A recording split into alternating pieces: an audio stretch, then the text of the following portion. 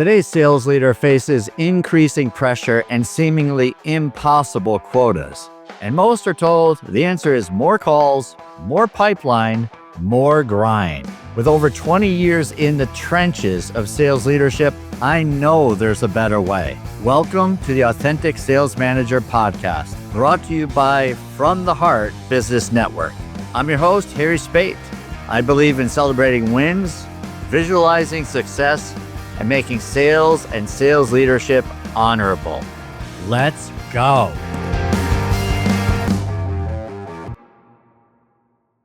Oh, this is going to be an exciting conversation today. With me is Armen Avanessian from Selling Senses. He's the author of this book. He's a sales leader. And we're going to talk a little bit about how the six senses impact not only our sales, but also our leadership. So, Armen, what is the good word today? Hey, Harry, good morning, and listeners and watchers, good morning to you. The good word is we are alive and well and excited to share some content that I believe will add great value to the listeners and viewers today. Thanks for having me on, Harry. Yeah, this is going to be great. So, Armen, we'd like to start off each episode with this question. I'm curious as to what your response is. What does an authentic sales manager mean to you, sir? I think that's a fantastic, right, and deep question. So for me, an authentic sales leader is one that is creating experiences for the direct reports that shapes how they think, how they feel, how they trust, how they perform. And we achieve that by ensuring that we're engaging all of the senses of these individuals. Yeah, so this is definitely piqued my interest here, Armen, because I think of this frequently in sales, right? Where we're creating experiences for sales and for the client and the customer, but rarely do I hear about helping our direct reports have an experience with us or create experiences with our direct reports. So, where did this all stem from for you? Yeah, absolutely. So when we think about what we're going to be speaking on today, traditional leadership has taught us to focus on strategies, processes, KPIs, driving behavioral accountability. And so what really I'm looking to hone in on today is what I call sensory leadership and why people will follow you based on how you make them.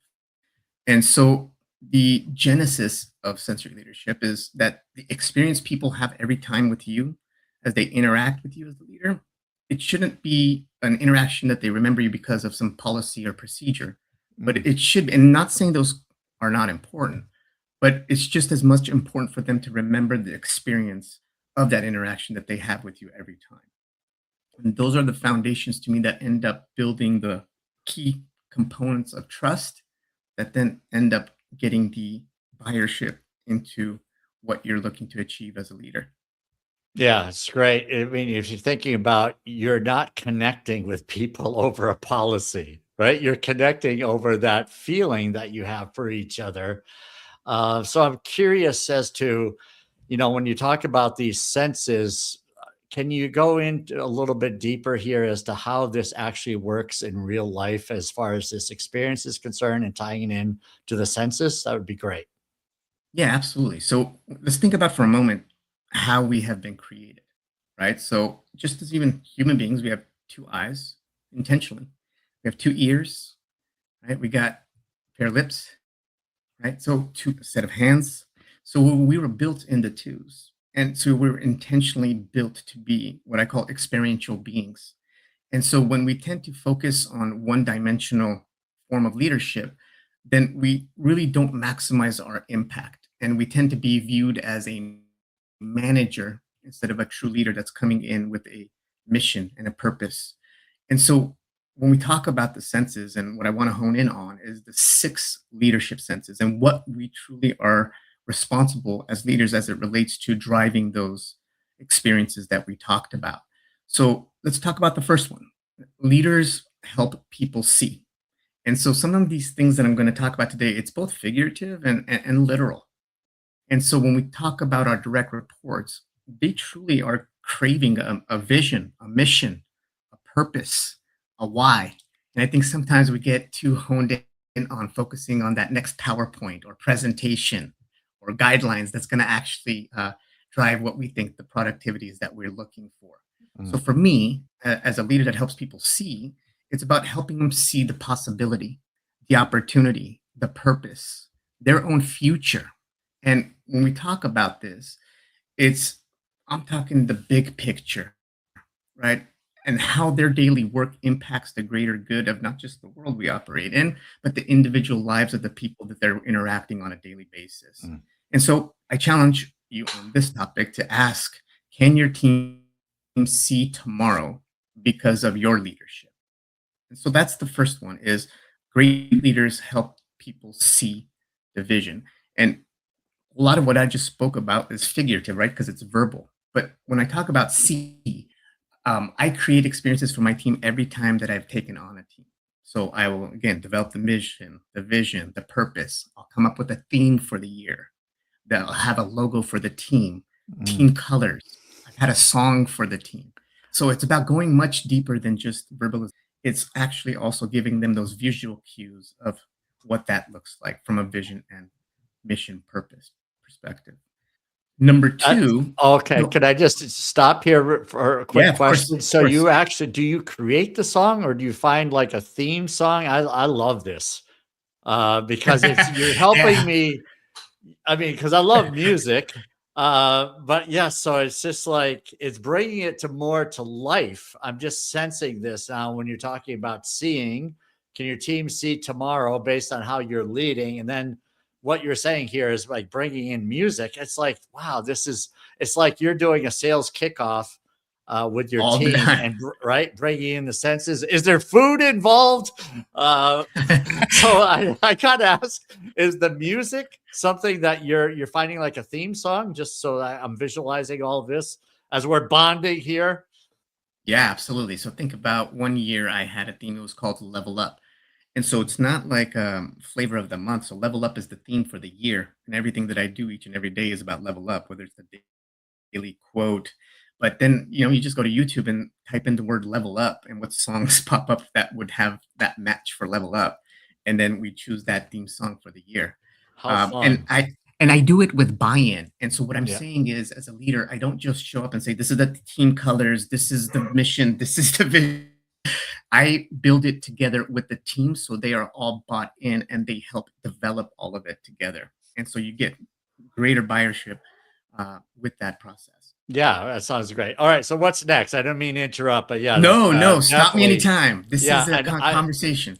yeah, so that whole thing about buying in and getting your team to kind of help create it, right? Which is now they own it more than versus us leading from whatever the corner office that says, here, this is what we're going to be doing this year. Here's the theme of the year. Here's the theme song for the year. I did this all by myself because I'm so amazing. You guys just have to buy in, right? Which doesn't work. So I love this whole approach. Great stuff. So, yeah. So what's next? So, by the way, I call those soapbox leaders, the ones that just stand and call Okay. it out. All right, great. So don't be a soapbox leader. Don't be a soapbox leader, ladies and gentlemen. All right. So, number two. So, leaders hear more than words, right? So, we're not talking about listening. So, most managers are trained to listen for information, but great leaders that are focused on sensory engagement are listening for emotion, hesitation, confidence, fear, motivation. So, you're listening for tone, body language.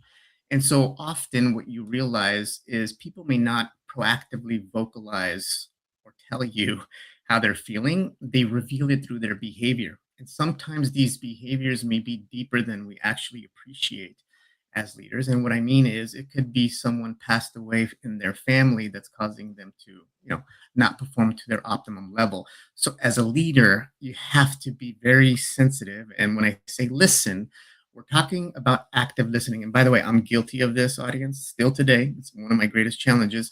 Active listening, right? So, as a leader, we're trained to be problem solvers and solutionists. And so, when someone's sitting there speaking with you, instead of going and actively listening to the hesitation or the confidence, motivation, we're trying to already problem solve and give them the answer and the direction to help them feel better so they can perform better. And so the greatest challenge we have as leaders, I think, is not just listening, that's just too broad, is are you really present in the moment? Are you truly actively listening? And are you affirming to them that they have been heard? Right. So I challenge the listeners, the leaders today, to ask yourselves, when your team leaves a conversation with you, do they actually feel heard, or just managed, or is it just another management moment with you? Right. So I think the biggest opportunity for all of us as it relates to leadership is being present, actively listening, and giving your full undivided attention to the person that's in front of you, not your cell phone, not the email coming in. Eyes Mm. forward, ears open, heart open. Yeah, so good. It's like, I mean, you mentioned you're guilty. I'm guilty. Someone's talking to you. I'm looking at my emails and I'm saying things like this. I'm listening. Go ahead. I'm just catching up on this. I just got to answer this, Yeah. right? So clearly, I'm not listening. So we're going to take a quick pause here and hear a word from our sponsor, and we'll dive deeper into the rest of these senses. So stay tuned. We'll be right back. What if every rep on your team got a personalized coaching audio message from Larry Levine every morning based on their individual strengths and growth areas? That's what we're excited to tell you about, daily audio coaching powered by Sales Index. Each rep gets a short, practical coaching session from me they can listen to on their way to work or in between calls.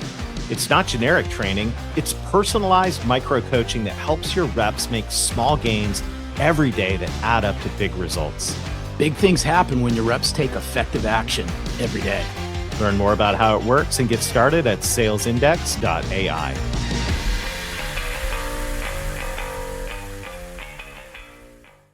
And we're back to the Authentic Sales Manager podcast with Armen Avanessian joining us. And we're talking about the senses and how they tie into creating experience for our reports as leaders. So, Armen, we're just finishing up here what it means to be an active listener. So I've got to ask, what's next here in this process of bringing in all of the senses? All right. Let's touch on sense number 3. So point number 3 is leaders create memories, and you do that in multiple ways. And so we're going to touch on smell here, or scent. And so again, figurative, literal, right? So it's up to us as leaders to create lasting memories by connecting deeper with our teams. And so what I mean by that is, too often as leaders, we are surface level and we keep things business, and we should, rightfully so. But if you really want to get to the heart and mind of a person, we need to get a little bit deeper in getting to know these people, right? So their passions, their why, their hobbies, learn about their family, right? So start digging in deeper. And so as a leader, I'll give you an example. Um, what I do with every new hire is, in their first week of the job, I take them out to eat. So you mentioned food earlier. So I definitely take them out to eat. And because I'm Armenian, I always, always do Middle Eastern food for the first time, just to kind of show them the cultural perspective from Armen. And so often what I'll get is, wow, man, I've never had kebab or Middle Eastern food. This is really good. And so now I'm forever embedded, not just from a job perspective, but in their minds, the first time that they ever had Middle Eastern kebab was with Armen, the sales leader at whatever the employment place may be. And so in that time that you're spending with them breaking bread, you're having deeper conversations. You're going beyond work, and you're building a bigger, deeper bridge with them, so that that trust, and that foundational trust, I should say, is built sooner than later. So think about this. Every workplace has emotional memories, whether we want to acknowledge it or not. And it's our job to drive those positive memories. And so great leaders intentionally create positive ones. So for the listeners today, I challenge you and ask yourself, what memories are your employees creating every Monday morning? Forget about every day. Just think about Monday morning. Sunday night, are they excited to show up to work at your team meeting and have another energy session and learning session? Or are they dreading getting out of bed and showing up for Monday because they have another, management expectations and targets they got to hit? And all those, again, are relevant and important. But to drive those, the idea here is we got to dig deeper. So I'll pause there on point number. Yeah, that's great. Thinking here is that the last thing you said is jumping right out at me. How is your team feeling on Sunday night? Yeah, absolutely. Absolutely. And I've been there too, by the way, right? So where you're dreading to show up on Sunday because you don't know necessarily what to expect. Even though you may have the best of intentions, I believe everyone wakes up wanting to do good, wanting to show up to drive the best performance or results they can. It's up to us as leaders, though, to bring that about from them daily. And that's very much has to tie into the memories that we're creating. And as we touched on the example here, food is just one thing. And that Yeah. happens regularly today in my workplace. So we're often because, we have work food that's catered to our workplace. Every day people are sitting around the table making connections, learning about projects and talking through things and talking about family. And so I think food ultimately at the end of the day, I love food by the way, is the Me too. greatest connector, I think in It's, in the workplace, right? I want to So go work if where you're you are, wondering where man. It's so, I'm gonna have a wide range of variety here. I'm loving this. So yeah, I totally love, this opportunity of bonding, connecting with people over breaking bread. I'm a huge fan of this. So continue, sir. Yes, sir. So let's talk about the fourth sense, right? We're talking about feel. And feel can be like, again, figuratively or literally touching or feel inside. So I think a lot of new leaders make this mistake, including me, especially when you're promoting from a sales position to a leadership position. Leadership isn't about your title. And I think many take a long time to grasp and we try to leverage title to drive productivity or results. But leadership is more so about emotional experiences. So think about this for a minute. Your direct reports every day that they're showing up, whether you want to acknowledge this or not, they're asking themselves, do I feel safe? Do I feel valued? Do I belong? Do I Mm, try? Do I yeah. even trust this person? Right. So, listeners, when your team walks away from you, do they feel inspired? Do they feel encouraged? Do they feel motivated? Or are they simply feeling instructed or managed? And so, for us as leaders, every day is an opportunity for us to create emotional experiences. And it's not necessarily, and again, I need to clarify this. It doesn't have to be, I showed up and I checked off this sense, this sense, this sense, Mm, this sense, but it's more so about, did I leverage this opportunity that I had with my direct report to maximize my value by driving an emotional experience while I delivered the message that needed to be delivered? And how was that received? And ensure that while you're having this um, engagement, that your team has a voice in the process. I call it the voice of the team, the voice of the associate.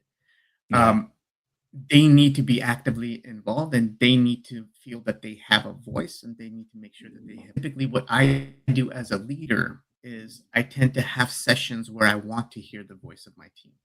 And I will purposely drive one impactful change that came from the voice of the team so that they know that they've been heard and the leader has taken action on that voice. And obviously, it has to be positive and constructive in that process. So I'll pause there. Wh- what's a good example of that? I view it as, are people able to say what's on their mind without feeling like they're going to be judged, that they said the wrong thing?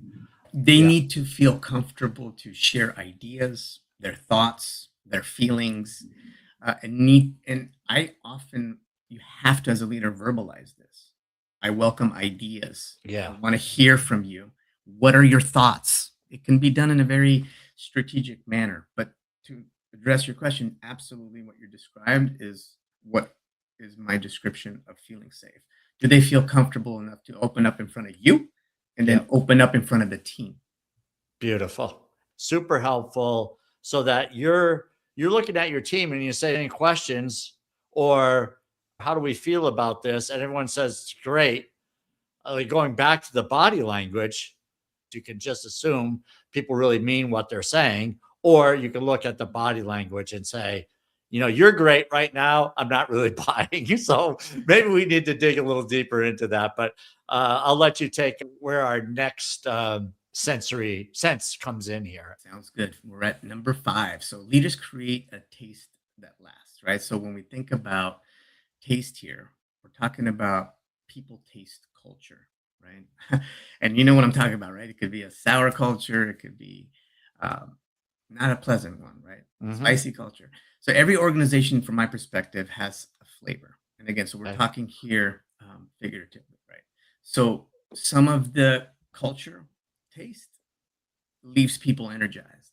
Others can leave people exhausted, right? So culture is often experienced, I say, before it is actually described. I think one of the most common job interview questions we ask or we get asked as a leader is, tell me about the company culture, right?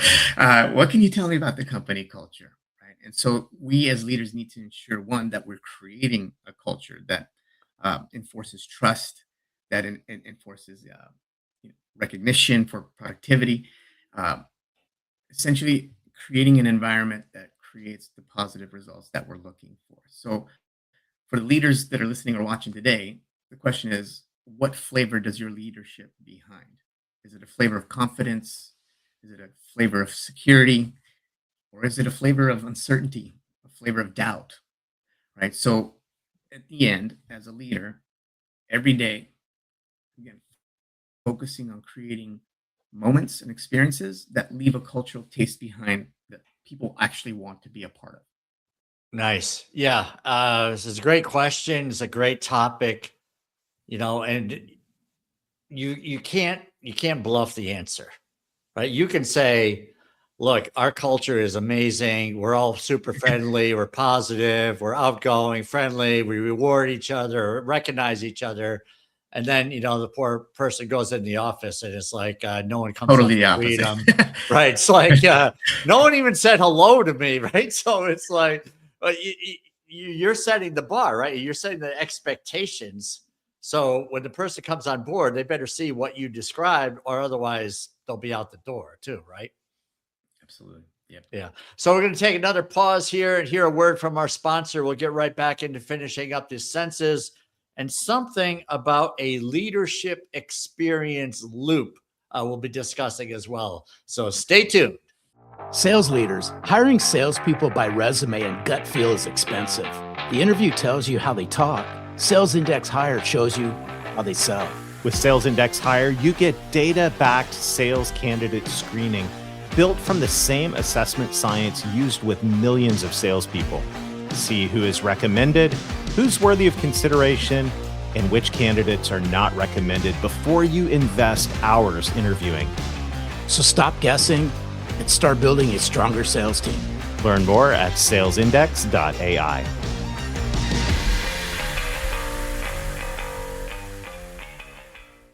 And we're back with the Authentic Sales Manager podcast with Armen Avanessian joining us. I'm having a blast. I'm tasting different foods. I'm learning all about the sounds, the smells of being a good leader.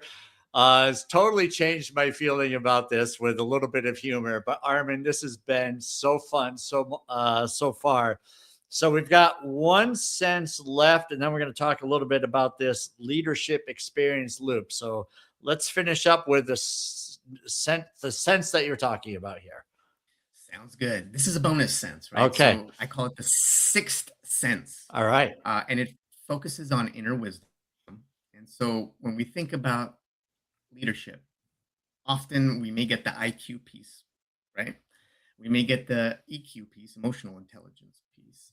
But then there's also, for me, a spiritual intelligence component to this. And so defining a more deeper why.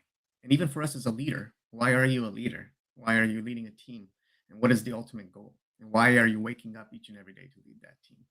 And so for me, I have actually a leadership formula, and it's called the sensory alignment pyramid. And for me to be the most effective, impactful leader, all three of those components need to be involved and engaged in that experience that we've been talking about throughout this discussion. So at the bottom corners, IQ and EQ, and at the top, SQ. So for me as a leader, I work on me first every single day before I try to help anybody else, right? Again, as an imperfect human as I may be, I wake up each and every day to feed my spirit, whether it's through the word of God or a devotional prayer. I want to make sure that I'm aligned as a human being first before I take on the task and responsibility of driving alignment for those that I'm responsible for on a daily basis. So for me, IQ, EQ is the starting point, but to truly elevate your leadership, there has to be some form of spiritual intuition and spiritual intelligence, all bundled under inner wisdom in the book. But for me, great leaders are always developing awareness, discernment, intuition, presence, purpose. And this is the whole idea of Selling Sense is my new book, right? So it's a much bigger idea than sales, right? So Selling Senses began as a book about sales, but over time I realized something much bigger, right? So whether you're leading a team, a company, a family, coaching a team, serving customers, the principles are the same. Human beings don't respond only to information. They respond to experiences.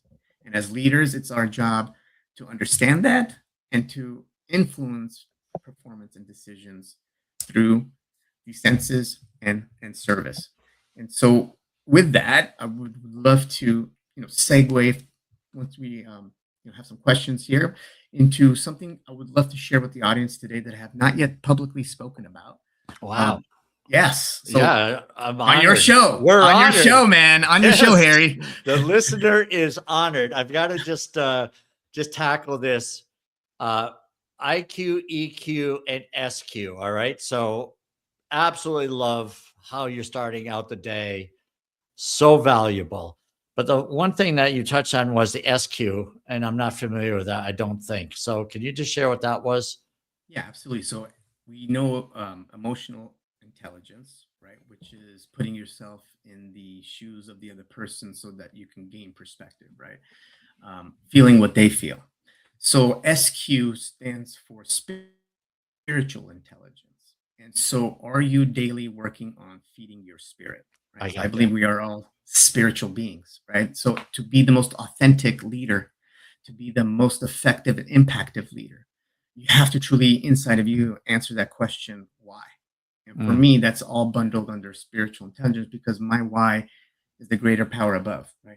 My Lord and Savior, right? So nice. I want to ensure that I am a reflection of that, even as imperfect as a human as I may be, is I have a daily responsibility to feed that spirit and that mind and that heart.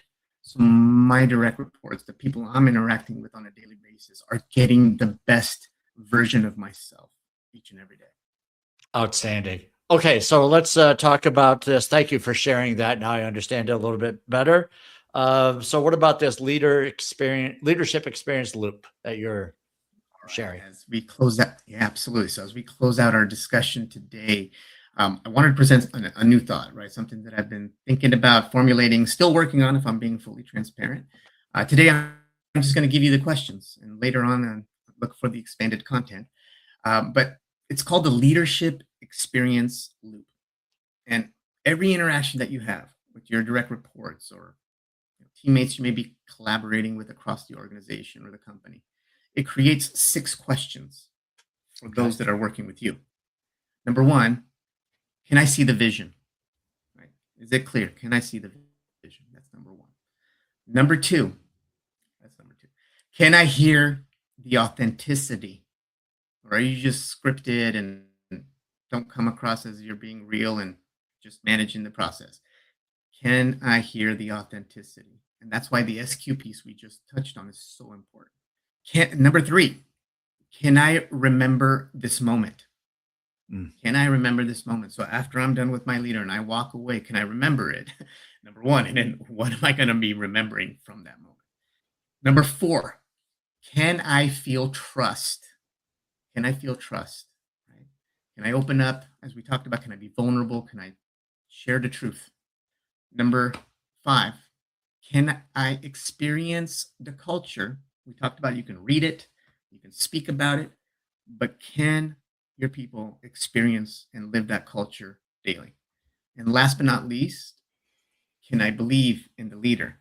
Can I look at you in the eye and can I believe you as my leader? And if they answer yes to these questions, guess what? People will follow you. And I'll end it there, Harry. Oh my goodness, Armen.